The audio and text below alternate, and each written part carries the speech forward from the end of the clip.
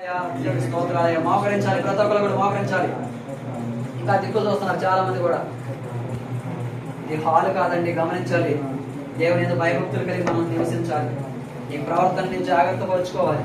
ఎందుకంటే ఆయన మన మధ్యలో సంచరించున్నాడు కాబట్టి నువ్వు ఏదైతే నోరు విప్పుతున్నావో అది ఆమేనని దేవుడు అంటాడు. కాబట్టి ఏది నీ కోరిక ఏదైందో, ఏది నువ్వు ఆలోచిస్తున్నావో, ఏది నువ్వు కావాలనుకున్నావో దాని నిమిత్తం నువ్వు ప్రార్థన చేసుకో. దేవుడు ఇవ్వబోతున్నాడు. ప్రార్థన.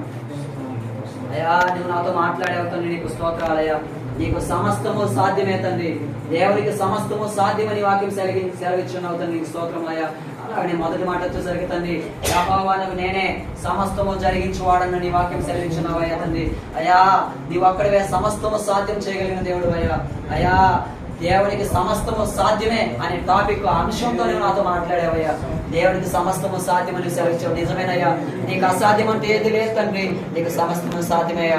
దాంట్లో మొదటి మాట వచ్చేసరికి దేవుడు సమస్తము జరిగించగలిగిన వాడు నీ వాక్యం సెలవిచ్చున్నావయ్యా. నీవు సమస్తము జరిగించిన దేవుడు అయ్యా. నీవు ఒక్కడివే నమ్మదగిన దేవుడు తండ్రి, నీకు స్తోత్రాలయ్యా. అలాగే తండ్రి, నీవు మమ్మల్ని స్థిరపరిచిన దేవుడు తండ్రి. దేవుడు మనల్ని స్థిరపరచును అని వాక్యం సెలవిచ్చినావయ్యా. అది ఉద్యోగంలోనైనా కుటుంబంలోనైనా అన్ని విషయాల్లో నీవే మమ్మల్ని స్థిరపరిచిన దేవత, నీకు స్తోత్రాలయ్యా. అలాంటి తండ్రి, నీవే మమ్మల్ని బాధల నుండి, కష్టాల నుండి, కన్నీరు నుండి నీవు మమ్మల్ని విడిపించున్నావయ్యా. నీవు ఒక్కడివే విడిపించగలిగిన దేవుడు అయ్యా. మనుషులు చెప్పుకుంటే వాళ్ళయ్యా దాన్ని విచ్చలవిడిగా చేస్తారు తండ్రి, ఉన్నది లేనట్లుగా చేస్తారు తండ్రి వాళ్ళు. కానీ తండ్రి, మమ్మల్ని నవ్వులు పాలు చేస్తారు తండ్రి చివరికి.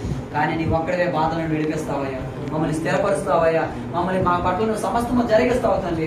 రాత్రికాల సమయం ముందు ఇక్కడ ప్రార్థనలు ఏకీవించిన ప్రతి కుటుంబ బిడ్డల జీవితాల పట్ల నీ చిత్తమే కలుగును కాక తండ్రి, నీ ఆలోచనలే కలుగును కాక తండ్రి. ఏవైతే వాళ్ళు కోరికలు కోరుకున్నారో నీ చిత్తమే జరిగించండి అయ్యా. నీకు ప్రార్థన నువ్వు జరిపించావయ్యా. జరగబోయే ప్రతిదీ కూడా క్యాండిల్ సర్వీస్, కేక్ కటింగ్ కూడా నీవే జరిగించమని కోరుకుంటూ నజరేయుడైన యేసు శ్రేష్టమైన నామములో స్తుతించి ప్రార్థన చేసుకొని అడిగి వేడుకుంటున్నామయ్యా మా ప్రియ పర్లకు తండ్రి. ఆమేన్. అందరూ మీరు అలానే